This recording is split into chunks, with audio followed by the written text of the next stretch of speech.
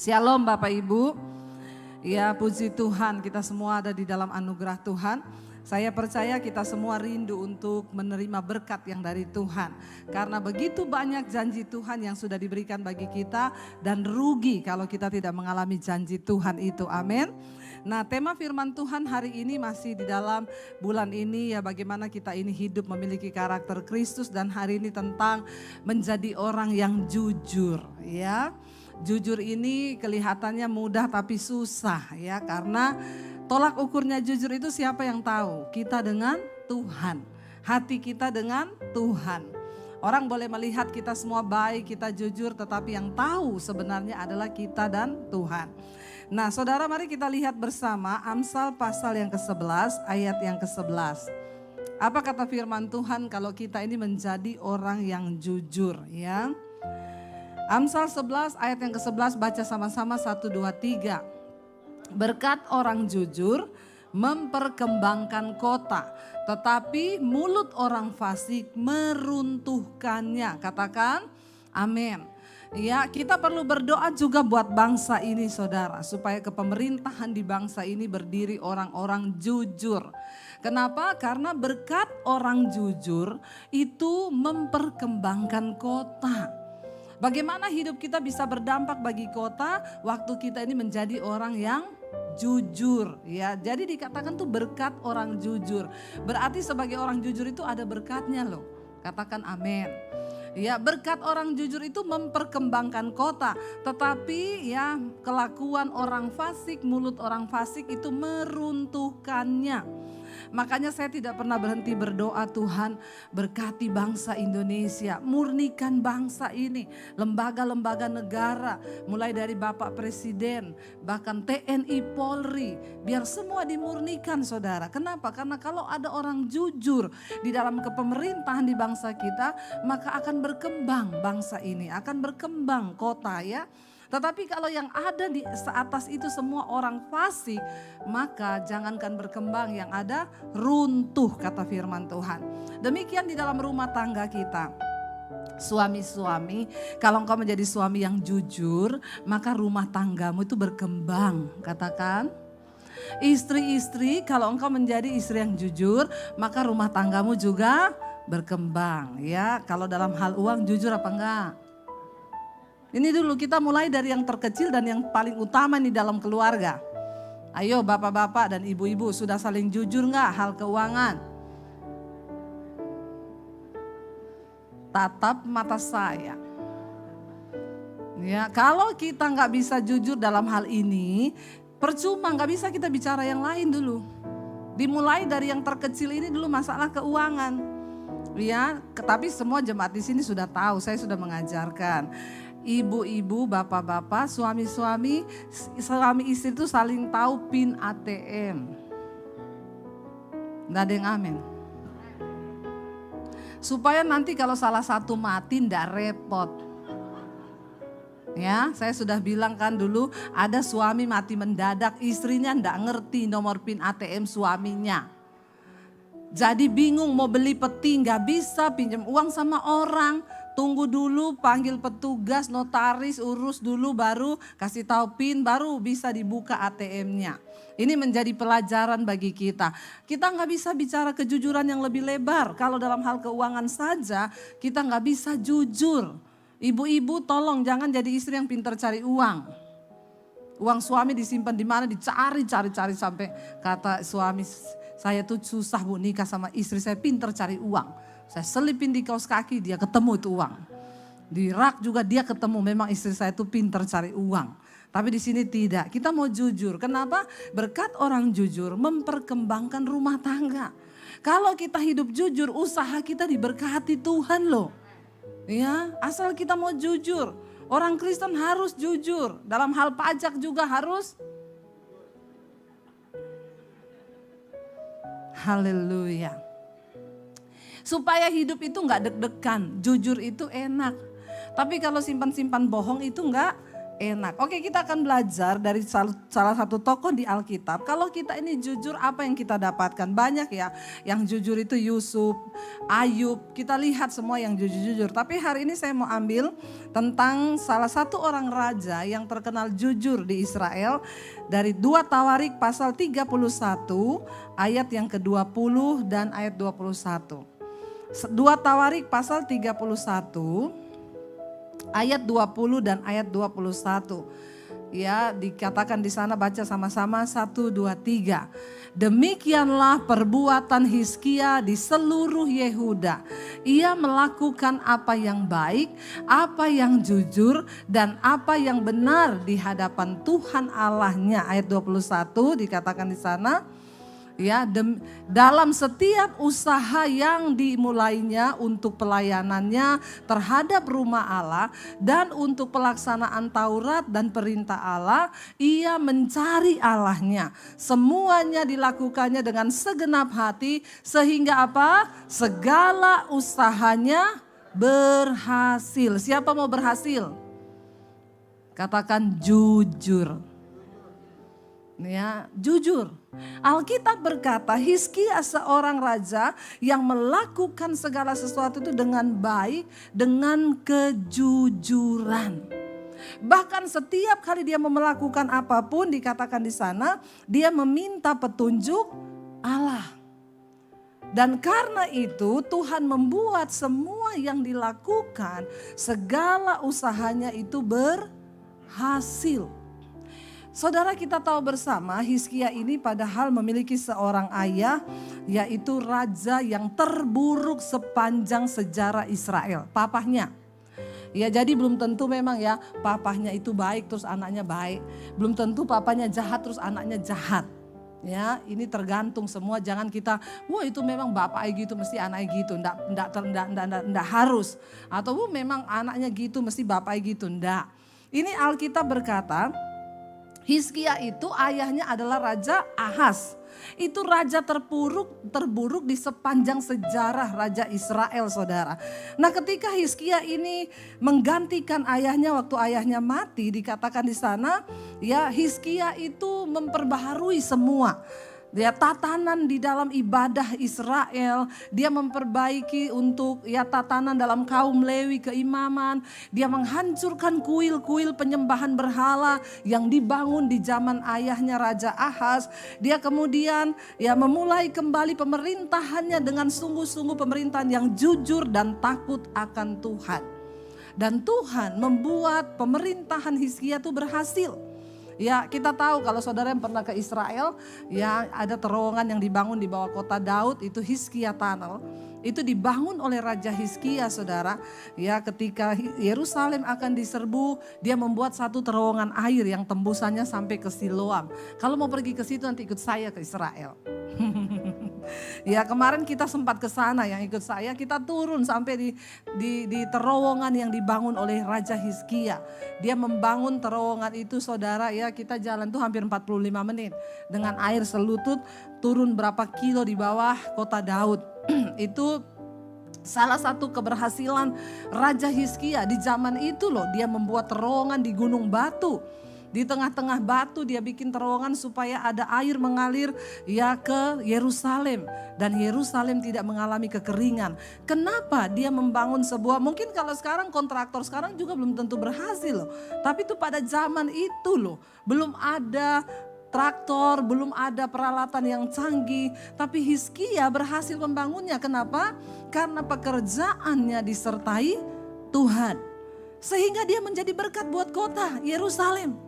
Bukan hanya bagi keluarganya loh. Hizkia menjadi berkat, dan benar tadi Alkitab berkata, berkat orang jujur itu memperkembangkan kota. Lewat apa yang dibangun Hizkia, Yerusalem bisa menikmati air. Zaman itu kenapa terjadi perang? Bahkan sampai hari ini di negara-negara gurun pasir itu terjadi perang, yang diperebutkan cuma zat cair, air dan minyak. Itu aja, saudara.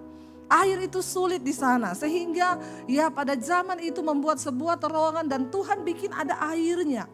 Itu luar biasa kalau kita lihat. Tapi kenapa kita tahu sekarang dikatakan di sana dalam setiap usaha yang dimulainya untuk pelayanannya terhadap rumah Allah, terhadap pelaksanaan Taurat dan perintah Allah, ia mencari Tuhan. Ya, dan semua yang dilakukannya dengan segenap hati, sehingga apa? Segala usahanya itu berhasil. Orang jujur, berkat orang jujur memperkembangkan kota. Kalau engkau hidup menjadi orang jujur, jangankan rumah tanggamu, hidupmu berdampak bagi banyak orang. Lalu apa yang kita lihat saudara? Dari satu kejujuran Hizkia sehingga berkat apa yang dia bisa terima saudara. Ya kita tahu ketika Hizkia itu sakit. Ini adalah satu kisah yang ya sudah sering kita baca. Mari kita lihat 2 Raja-Raja pasal yang ke-20. 2 Raja-Raja pasal yang ke-20 kita baca mulai ayat yang pertama saudara ya. 1 Raja-Raja pasal yang ke-20 ya, ayat yang pertama. Haleluya, kita lihat ya, baca bersama 1, 2, 3. Pada hari-hari itu Hizkia jatuh sakit dan hampir mati. Ya saudara, ya orang jatuh sakit hampir mati itu rasanya gimana? Ya kita sakit aja belum hampir mati loh, sudah ndak enak ya. Baru ndak bisa makan, hidung tersumbat itu ndak enak. Ya asam lambung naik, ya padahal belum tentu hampir mati itu. Baru ya belum apa-apa itu, tapi ndak enak. Nah Hizkia dikatakan suatu hari Hizkia jatuh sakit dan hampir mati. Kalau hampir mati itu benar-benar hampir mati. Lalu Alkitab berkata apa? Lalu datanglah Nabi Yesaya bin Amos dan berkata kepadanya, beginilah firman Tuhan, ya sampaikanlah pesan terakhir kepada keluargamu sebab engkau akan mati, tidak akan sembuh lagi. Hizkia seorang raja yang jujur, baik, takut akan Tuhan. Satu saat sakit. Lalu Yesaya datang. Yesaya adalah seorang yang diurapi Tuhan. Ya, jangan pikir pendeta atau orang yang diurapi Tuhan itu datang hanya membawa kabar-kabar yang enak-enak saja. Amin. Jadi jangan tersinggung kalau ketemu pendeta yang ngomong belak-belakan, terus tuh pendeta kok ngomongnya gitu ya. Ya enggak apa-apa, diterima karena enggak semua pendeta itu datang dengan hal-hal yang manis. Justru kalau manis-manis terus itu bahaya. Ya, lalu di sini dikatakan begini. Yesaya tuh datang, diurapi Tuhan loh. Dia bilang sama Hizkia, nih Hizkia sakit. Dia enggak ngomong gini, mari Hizkia kita berdoa ya. Pasti Tuhan akan memberikan engkau kesembuhan. Ya, percayalah Hizkia, tunjukkan imanmu. Makanya saya kalau layani orang sakit selalu saya persiapkan. Bu, kalau Tuhan mau sembuhkan pasti sembuh. Tapi kalau mati itu untung, amin. Aminnya terpaksa ya. Ya, kalau Tuhan mau sembuhkan pasti sembuh. Tapi kalau mati itu keuntungan ya. Lalu Yesaya datang ketemu Hizkia, dia bilang begini, Hizkia sampaikan pesan terakhirmu kepada kaum keluargamu. Sebab engkau akan mati dan tidak akan sembuh lagi. Waduh, kalau saudara sakit, terus pendeta datang ngomong begitu, kira-kira gimana? Usir itu pendeta. Jangan undang lagi pendeta sesat. Kan begitu kan? Yang saya khotbah aja keras itu pendeta kok khotbah keras sekali. Nggak dipikiri perasaan jemaat, mikiri perasaan terus pret.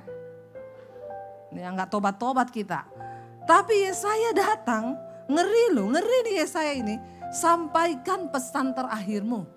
Enggak ada tedeng ngale-ngale, enggak ngomong apa-apa, enggak kasih pengharapan, enggak ngomong firman. Ngomong pesan terakhirmu sama keluargamu. Karena kamu akan mati dan tidak akan sembuh lagi. Waduh, tapi lihat responnya Hizkia. Ayat yang berikutnya. Lalu Hizkia apa? Memalingkan mukanya ke arah dinding, bukan karena kepahitan sama Yesaya, bukan karena kecewa dengan Yesaya, dia membalikkan mukanya ke dinding dan ia berdoa kepada Tuhan. Kita tahu bersama zaman itu dia ngomong tuh gak sembarangan. Kenapa Yesaya ngomong begitu? Karena Tuhan sudah menyampaikan. Kamu pergi ke Hizkia ngomong bahwa dia akan mati. Persiapkan hidupnya, suruh sampaikan pesan terakhir. Masih bagus bisa kasih pesan-pesan terakhir. Ada orang mati tidak sempat memberi pesan terakhir. Mati-mati aja, istrinya kaget. Loh kok udah mati, pin ATM belum dikasih tahu. Kemarin saya ketemu suami istri saudara, ya kita ngobrol-ngobrol begini. Terus saya bilang, Pak, istri sudah tahu PIN ATM? Saya Bu, setiap kali dalam keadaan genting. Dulu saya pernah ya naik pesawat, pernah saya naik kapal, lalu ombaknya tinggi. Saya cepat-cepat WA istri. Ya walaupun belum masuk, saya PIN ATM saya ini, PIN Instagram saya ini, ya dan password Facebook saya ini, semua yang berhubungan dengan PIN dan password saya kasih. Terus Bapak nggak jadi mati, sampai di rumah Bapak ulangi, Bapak ganti itu semua PIN-PINnya. Bertobat ya. Masih bagus kalau dapat kesempatan mengucapkan pesan terakhir. Ada orang tuh nggak sempet ya kasih pesan terakhir loh ya. Ada istri yang suaminya meninggal mendadak, saya tanya, Bu, Bapak nggak ada pesan-pesan? Enggak Bu Debbie, bener-bener nggak ada. Orang tadi kita bareng tidur, tiba-tiba bangun dia udah nggak ada, jatuh mati begitu aja. Jadi penting PIN ATM. Amin. Kenapa saya ulang-ulang PIN ATM? Berarti banyak di sini bapak-bapak yang menyembunyikan PIN ATM-nya dari istrinya. Banyak itu ya, bertobat. Jangan sampai itu menjadi pesan terakhirmu. Ya, mah PIN-ku baru ngomong 1, 2. Enggak sempat saudara ya. Jangan nanti itu mempersulit hidup ya keluargamu. Lalu ya saya ngomong begitu karena dia sudah dapat pesan dari Tuhan. Lalu Hizkia memalingkan mukanya, dia berdoa. Memang Hizkia ini orang yang takut Tuhan. Dia orang yang jujur. Ketika dia dengar sesuatu, dia tidak protes, dia tidak marah. Responnya adalah mencari Tuhan. Orang yang jujur itu pasti dekat dengan Tuhan. Karena tidak mungkin orang itu bisa jujur kalau dia nggak dekat Tuhan. Amin. Kenapa dia bisa jujur? Karena dia takut akan Tuhan. Yusuf dipercaya oleh Potifar karena dia jujur. Dia takut Tuhan karena dia dekat dengan Tuhan. Lalu ayat yang ketiga berkata apa saudara? Dia berdoa kepada Tuhan, dia bilang apa? 1, 2, 3. Ah Tuhan, ingatlah kiranya bahwa aku telah hidup di hadapan-Mu dengan setia dan dengan tulus hati, itu sama dengan jujur.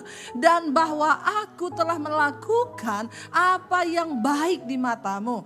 Kemudian menangislah Hizkia dengan sangat. Dia ingatkan Tuhan. Saudara, kalau kita mau umur panjang, kasih alasan dong buat Tuhan itu memperhitungkan apa yang bisa Tuhan perhitungkan dari hidup kita untuk dia bisa kasih kita dispensasi umur panjang. Karena Hizkia hidup jujur, dia itu menjadi berkat bagi Yerusalem, bagi banyak orang, bagi gereja, bagi anak Tuhan pada zaman itu, bagi para imam. Hizkia mengatur semua pembagian ya sumbangan bagi semua rakyat Israel dengan jujur. Itu yang menjadi alasan hingga Tuhan memperhitungkan dia diberi umur yang panjang. Tapi kalau orang pemabuk, tukang selingkuh, pelit, nah itu curahan istri loh itu. Itu curahan hati istri itu, pelit. Nomor ATM disembunyi, istri nggak tahu jumlah uangnya. Lah terus sakit, terus minta umur panjang. Tuhan bilang, aduh hidupmu bikin repot nak. Biar Tuhan menemukan sesuatu di hidup kita ini yang akan menjadi alasan Tuhan memberi kesempatan kita hidup lebih lama. Salah satunya adalah menjadi orang yang jujur, tulus hati. Itu kejujuran.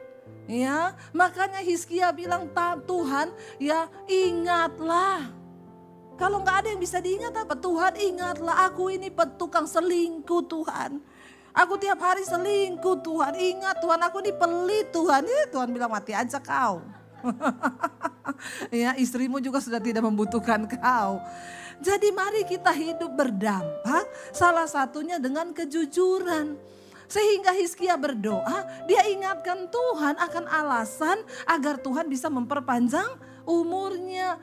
Dia bilang ingatlah Tuhan. Ingatlah, aku ini hidup di hadapan-Mu dengan setia. Aku hidup dengan tulus hati, dengan jujur. Dan bahwa aku ini telah melakukan apa yang baik di mata-Mu. Kemudian dia menangis dengan sangat terseduh-seduh. Lalu ayat yang berikutnya ayat 4 berkata apa saudara?